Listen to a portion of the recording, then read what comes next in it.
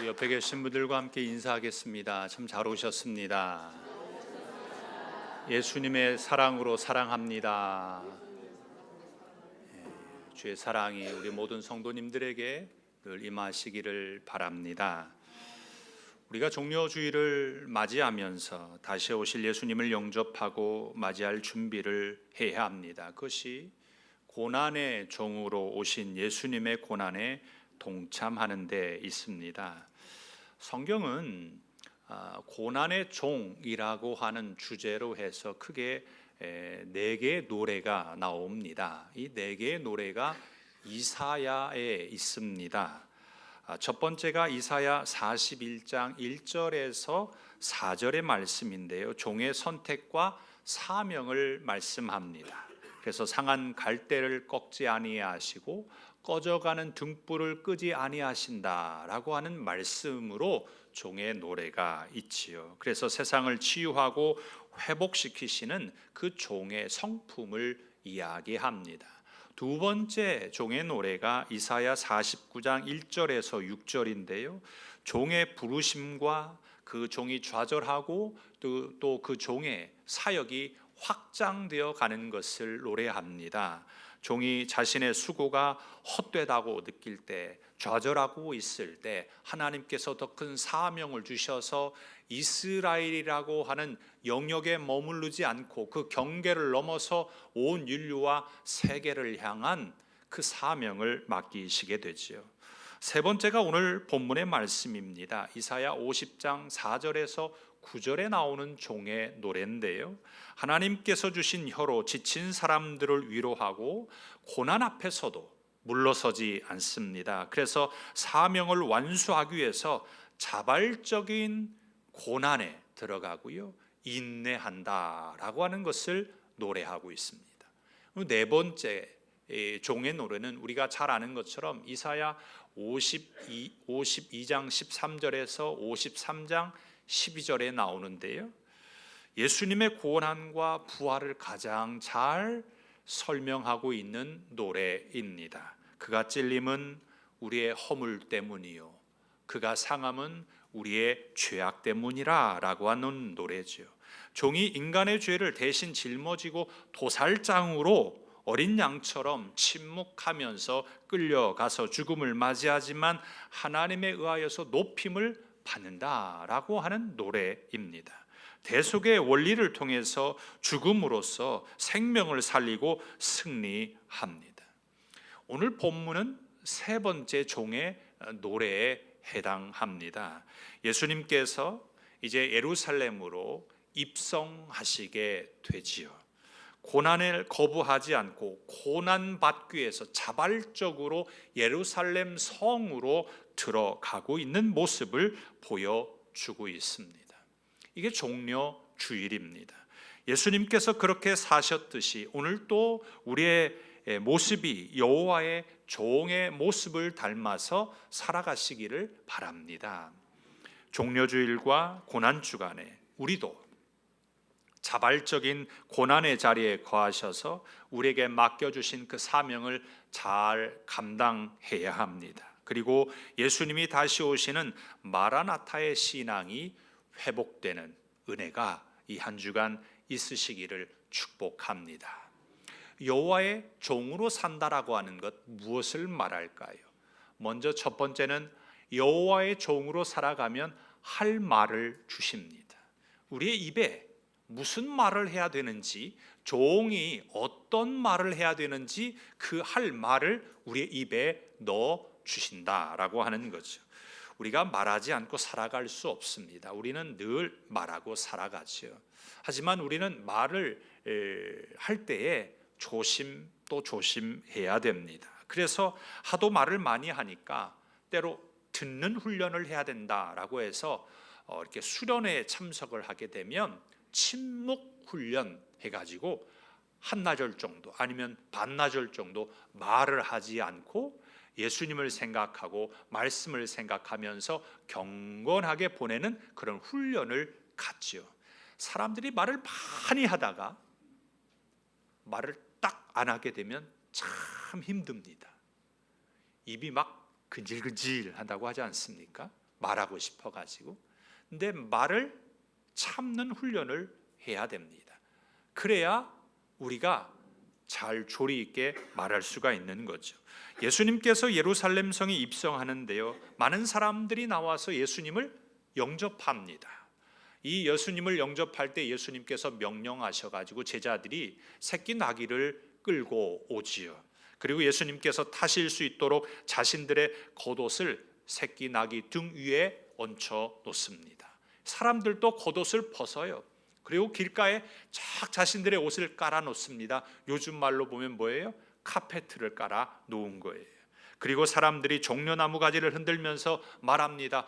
호산나, 찬송하리로다.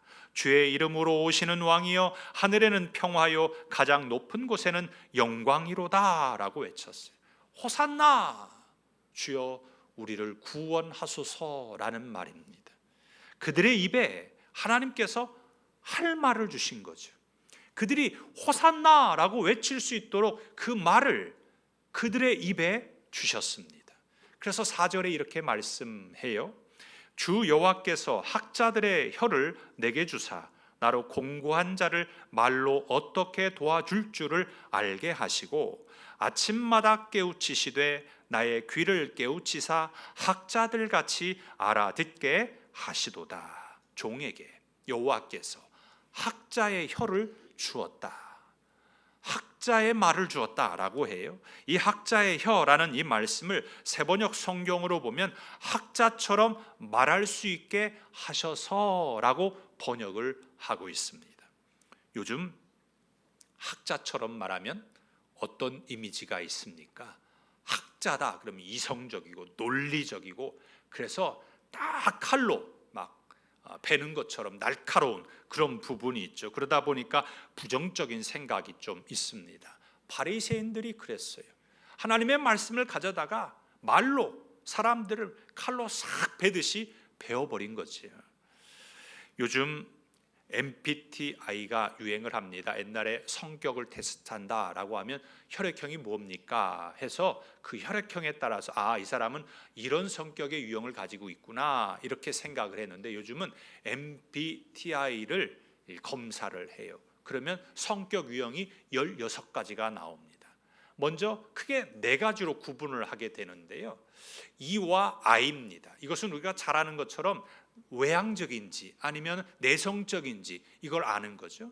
두 번째가 S와 N입니다. S는 감각형이고 N은 직관형을 말하네요. 그리고 세 번째가 T와 F입니다. 이것은 사고형이냐 아니면 감정형이냐 이렇게 구분을 합니다. 네 번째가 J와 P인데요, J는 판단형을 말하고 P는 인식형을 말합니다. 그전에는요, 그저 성격 유형을 하면 그냥 외향적입니까 아니면 내성적입니까 이렇게 말을 했는데, 요즘은 그 부분보다는 세 번째 T와 F를 말해요. 사고형이냐 아니면 감정형이냐. 그래서 사람들은 말할 때 T형이다 그러면 로봇처럼 대답한다라는 거죠. 영혼 없이 로봇처럼 딱딱 치면 뭐 이렇게 그 타자처럼 딱딱딱딱 말을 한다라는 거죠. 이게 사고형으로 말해요. 그런데 감정형은 어때요? 공감해 주는 거죠. 그랬어요? 아유 아팠겠다. 그래서 어떻게 됐는데요? 아유 속상했겠는데요? 이렇게 감정형은 공감을 해주니까 사람들은 어때요? T형보다 어떤 형을 더 좋아해요? F형을 더 좋아해요. 사람들은 공감받기를 원하고 있기 때문에 그렇습니다.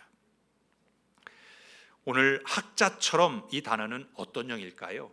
사고형인 거죠. 학자라고 하면 사고에 의하여서 생각해가지고 딱 판단해버린다라는 거죠. 그런데 감사하게도 그 뒤에 말씀을 보면 이렇게 말합니다. 공고한 자를 말로 어떻게 도와줄 줄을 알고 그랬습니다.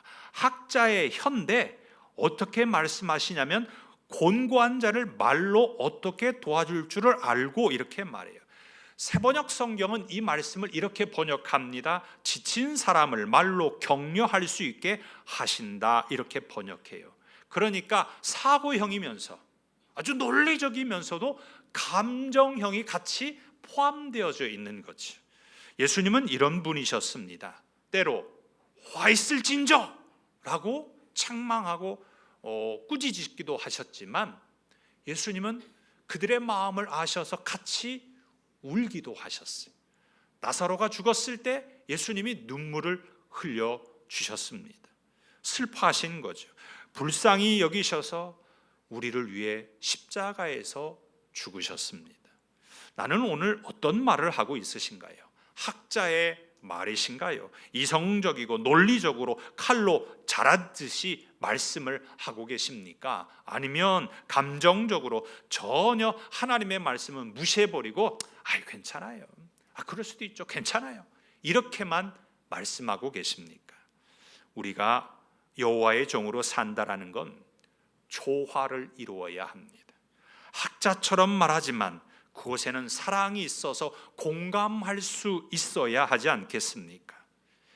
우리 부모님들이 그랬죠. 자녀들이 잘 되기를 바라는 마음으로 잘못할 때 어떻게 해요? 회초리를 드죠.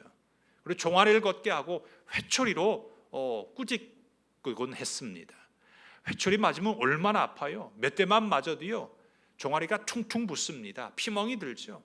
저녁에 그 아파가지고 잠 못 들고 있는데 부모님이 오셔가지고 약을 바르시면서 속상해 하시면서 우시죠. 회초리를 들긴 했지만 그 자녀의 마음을 공감하는 그 마음이 있으셨습니다. 여호와의 종으로서 우리에게도 사고형인 T형이 있어야 되고, 그리고 감정형인 F도 있어야 합니다. 그래서 신앙의 균형이 잘 이루어지시기를 축복합니다. 여호와의 종으로서 산다라는 건요, 이렇게 하나님이 할 말을 주시고요, 그 다음에 두 번째는 알아듣게 하십니다. 여호와의 종으로 살 때요, 해야 할 말이 있고, 그리고 주인으로부터 그 종은 들어야 되는 거죠. 종은요 주인의 말을 잘 들어야 합니다. 주인이 가서 일을 하라고 했는데 엉뚱하게 알아듣고 다른 일을 하면 어떻게 되겠습니까? 주인이 하는 말을 이해하지 못하고 알아듣지 못하면 안 되는 거죠. 예수님은요 하나님의 말씀을요 잘 알아들으셨습니다. 예수님께서 겟세마네 동산에서 기도를 하시죠. 예수님의 기도를 보게 되면 좀 이상하다라고 하는 생각이 들지 않으십니까? 예수님께서 하나님께 부르짖습니다. 땀방울이 되도록, 그 땀방울이 핏방울이 되도록 하나님께 부르짖었어요. 간절히 기도했습니다. 유대 지역은요 밤이 쌀쌀합니다. 낮에는 그렇게 뜨거웠다가 밤이 되면 서늘해져요. 춥습니다. 예수님께서 입은 옷이 우리가 입는 옷과는 비교할 수 없을 정도로 낡고 얇은 옷이었을 겁니다. 그렇게 따뜻하지 않습니다. 그런데 예수님께서 기도하실 때요 땀방울이 맺혔어요. 우리 성도님들 골방에서 기도해 보신 적 있으십니까? 골방에서 서늘한데 기도에 집중해서 힘있게 기도하면 어느 순간 등에 땀방울이 송글송글 맺습니다. 이 기도의 은혜가 우리 성도님들에게 있으시기를 바랍니다. 예수님은 하나님께 고난의 잔을 옮겨달라고 기도한 거예요. 할만하시거든 지나가게 해주십시오라고 기도했어요. 그런데 이 예수님께서 나의 원대로 마시옵고 아버지의 원대로 되기를 원합니다 라고 기도해요.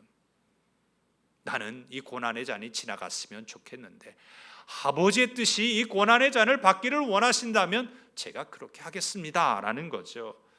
한편으로 보면요 예수님은 고난의 잔을 마시지 않을 수도 있습니다. 예수님이 선택할 수 있는 거예요. 피하면 또 피할 수도 있는데도요 예수님은 간절히 기도하시고 하나님의 뜻에 따르시겠다라고 하는 결단을 하십니다. 왜요?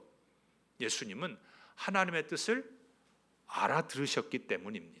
하나님이 무엇을 원하신지를 알고 계셨기 때문이에요. 여호와의 종으로 산다는 건요 이렇게 하나님의 음성을 알아들어야 합니다. 오늘 4절 하반절과 5절 말씀에 이렇게 말씀합니다. 아침마다 깨우치시되 나의 귀를 깨우치사 학자들 같이 알아듣게 하시도다. 주 여호와께서 나의 귀를 여셨으므로 내가 거역하지도 아니하며 뒤로 물러가지도 아니하며 그랬어요. 학자처럼 말하게 하셨어요. 그리고 어떻게 하세요? 학자처럼 알아듣게 하십니다. 얼마나 감사합니까? 학자처럼 논리정연하게 아주 깊이 있는 말을 했는데 도대체 이게 무슨 말인지 못 알아듣는다고 하면 어떻게 되겠어요? 그런데 귀를 깨우쳐 주셨어요. 귀를 여셨습니다. 그래서 하나님의 뜻을 거역하지 않아요. 뒤로 물러서지 않습니다. 새번역 성경은 등을 돌리지도 않았다 했습니다. 피하지 않은 거죠. 때리는 자에게 등을 그대로 맡기고 있습니다. 6절 말씀처럼 수염을 뽑는 자들에게 뺨을 대줍니다. 모욕과 침뱉음을 당해도 얼굴을 피하지 않습니다. 왜 그래요? 주인의 뜻을 알기 때문에, 여호와의 뜻을 알기 때문에 그 종이 그대로 당하고 있다라는 거죠. 그래서 종으로서 해야 할 일을 하게 됩니다. 우리가 하나님의 말씀을 알아들었다면 우리도 고난을 피하면 안 됩니다. 우리는 고난 속으로 들어가야 합니다. 예수님께서 붙잡히시고 채찍에 맞으셨던 것처럼 우리가 하나님의 말씀대로 살면 우리도 고난을 자처해야 됩니다. 이것이 옳은 겁니다. 이것이 그리스도인입니다. 여호와의 종으로 사는 사람의 삶인 거죠. 그런데 우리가 이것을 싫어해요. 예수님을 믿으면 잘 먹고 잘 살고 병 고침을 받고 형통하고 그저 성공하는 것으로만 생각하기 때문입니다. 그런데요, 날개에 있어서 이것은 한쪽 날개만 해당되는 겁니다. 날개가 있어서 날아가려면 어때요? 두 날개가 있어야 되는 거잖아요. 한쪽 날개만 예수님 잘 믿고 잘 살겠다라고 하는 것은 한쪽 날개예요. 다른 쪽 한쪽 날개는 뭐냐면 예수님을 믿기 때문에 겪는 신앙의 고난이 있다는 것입니다. 우리 모두 다 여호와의 종으로서 하나님의 말씀을 깨닫고 이해하고 알아들을 수 있도록 들을 수 있는 귀를 열어야 합니다. 그렇게 하나님께서 귀를 열어주시면 우리도 침뱉음을 당해도 얼굴을 피하지 않는, 그 채찍에 등을 피하지 않는 여호와의 종들이 다 되실 줄 믿습니다. 여호와의 종으로 산다라고 하는 것, 그때 하나님께서 할 말을 주십니다. 그리고 알아듣게 하신다라는 거죠. 그리고 세 번째는 도와주십니다. 종을 주인이 도와주는 거죠. 종의 생사 여탈권이 누구에게 있어요? 주인에게 있습니다. 주인이 모든 것을 책임집니다. 왜 우리가 때로 그러잖아요. 아이가 잘못하면 부모가 가서 제가 책임지겠습니다, 제 탓입니다 라고 하면서 부모가 해결하지 않습니까? 종이 잘못하면요, 주인이 가서 모든 것 다 책임을 지는 겁니다. 우리가 여호와의 종으로 살게 되면 주인 되시는 여호와 하나님께서 우리를 살리시기도 하고 죽이시기도 할 수 있습니다. 예수님께서 십자가에서 죽으실 때요, 엘리 엘리 라마 사박다니라고 외치셨습니다. 나의 하나님 어찌하여 나를 버리셨나이까? 라고 외치셨습니다. 하나님께서 예수님을 버리셨어요. 외면하셨습니다. 그렇지만 하나님께서 예수님을 다시 살려주십니다. 하나님이 도와주셨어요. 사람이 돕는 것과 하나님이 돕는 것과는 하늘과 땅 차이입니다. 비교할 수가 없어요. 사람이 도우면 늘 부족하고 한계가 있죠. 모자랍니다. 하지만 하나님이 도우실 때에는 부족함이 없습니다. 하나님은 모든 상황을 이겨내십니다. 오늘 새번역 성경으로 7절에 이렇게 말씀합니다.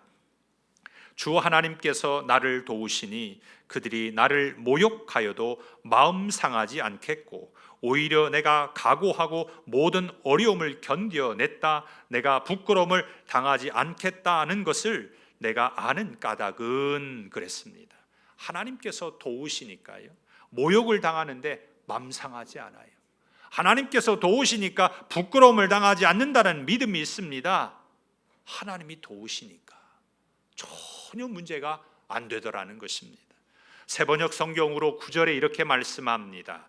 주 하나님께서 나를 도와주실 것이니 그 누가 나에게 죄가 있다 하겠느냐? 그들이 모두 옷처럼 헤어지고 좀에게 먹힐 것이다. 어느 누구도 정죄하지 못한다라는 거죠. 오히려 반대로 부메랑이 되어서 여호와의 종을 모욕하고 대적하고 부끄럽게 만들었던 사람들의 옷이 헤어지고 좀에게 먹힙니다. 하나님께서 그 원수를 갚아 주시는 거죠.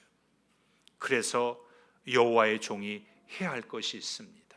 그것은 주인 되시는 여호와 하나님을 위해 죽는 것입니다. 그래야 살아납니다. 예수님은 하나님을 위해서 죽으셨어요. 요한복음 3장 16절에 하나님이 세상을 이처럼 사랑하사 독생자를 주셨으니 이는 그를 믿는 자마다 멸망하지 않고 영생을 얻게 하려 하심이라. 하나님이 얼마나 사랑하셨든지 독생자를 보내주시고 십자가에서 죽이시기까지 우리를 사랑해 주셨습니다. 그 예수님이 하나님의 뜻을 알고 십자가에서 죽으셨어요. 그래서 우리가 예수님을 믿고 죄사함을 받고 살게 되었습니다. 우리는 예수님을 믿으며 살아갈 때에 걱정과 염려에서 벗어나야 됩니다. 그런데 자꾸 우리에게 그런 염려와 걱정이 있어요. 죽으면 어떻게 하지? 이런 걱정과 염려죠. 내가 이거 하다가 이러다 내가 죽겠는데 이런 염려합니다. 조금 축소해서 말하면 이런 거죠. 다치면 어떻게 하지? 내가 손해보면 어떻게 하지? 내가 지금 시험에 망치면 어떻게 하지? 하나님의 일을 하면서 오히려 나한테 손해가 되면 어떻게 하지? 이런 생각이 큽니다. 이것은 주인 되시는 여호와 하나님을 위해 사는 것이 아닙니다. 자신을 위해서 사는 거죠. 어찌 그것이 여호와를 위해서 사는 것이겠습니까? 우리는 먹든지 마시든지 주의 영광을 위해 살아야 합니다. 이렇게 살 수 있도록 여호와 하나님이 도와주신다고 하셨습니다. 우리는 사나 죽으나 다 주님의 것입니다. 하나님의 것이기 때문에 하나님이 반드시 도와주십니다. 그렇다면 이렇게 도와주시는 하나님을 위해 우리는 어떻게 살아야 될까요? 하나님을 의지해야 됩니다. 오늘 10절 하반절에 이렇게 말씀합니다. 여호와의 이름을 의뢰하며 자기 하나님께 의지할지어다 그랬어요. 세상을 의지하고 살 것이 아닙니다. 돈을 따라가면 망하는 거예요. 세상 사람들도 돈을 따라가지 말라고 하죠. 돈이 나를 따라오게 하라고 말을 합니다. 우리는 세상을 따라갈 것도 아닙니다. 우리는 무조건 주님을 따라가야 합니다. 하나님을 의지하면 되는 거죠. 모든 것의 주인 되시는 하나님께서 주실 것을 믿기 때문입니다. 그래서 우리는 하나님을 의지해야 됩니다. 여호와의 종으로서 하나님을 의지하심으로 말미암아 하나님이 도와주시는 그 도움 가운데 거하시기를 축복합니다. 말씀을 맺고자 합니다. 우리는 살면서 종으로 살고 싶어하는 사람이 없습니다. 다 주인 노릇하고 싶어 합니다. 다 자기가 주인이 되고 싶어 합니다. 그런데 정작 구원의 문제는 해결하지 못합니다. 그래서 우리가 여호와의 종으로 살아가야 되는 겁니다. 여호와의 종으로 살아가면 주인 되시는 여호와께서 우리의 구원의 문제를 해결해 주시기 때문입니다. 우리가 여호와의 종으로 산다라고 하는 것은 우리 입에 여호와의 말씀이 있어야 합니다. 생명의 말씀이 있어야 되는 거죠. 그 말씀이 있으면 여호와의 말씀이 있다라고 하는 것을 그 말씀을 깨닫게 하십니다. 알아듣게 하시는 거죠. 하나님이 무슨 말씀하시는지 그 뜻을 알아듣고 십자가에서 죽으셨던 예수님처럼 우리도 여호와 하나님을 위해 죽을 수 있는 삶을 살아가야 합니다. 우리가 죽으면 하나님이 도와주십니다. 그런데 우리는 그런 생각을 해요. 아이고, 하나님 죽는 건 조금 봐주세요. 그냥 내가 죽기 전에 살려주시면 좋겠습니다. 죽는 건 좀 그렇잖아요. 우린 그런 생각을 해요. 그런데 흉내만 내서는 안 되는 겁니다. 우리가 죽어야 다시 살아납니다. 우리가 오늘 종료주일과 한 주간 고난주간으로 보내게 되는데요, 주께서 받으신 것처럼, 그 고난 받으신 것처럼 우리도 주를 위해 고난 속으로 들어가 살아가는 여호와의 종들이 다 되시기를 바랍니다. 기도하겠습니다.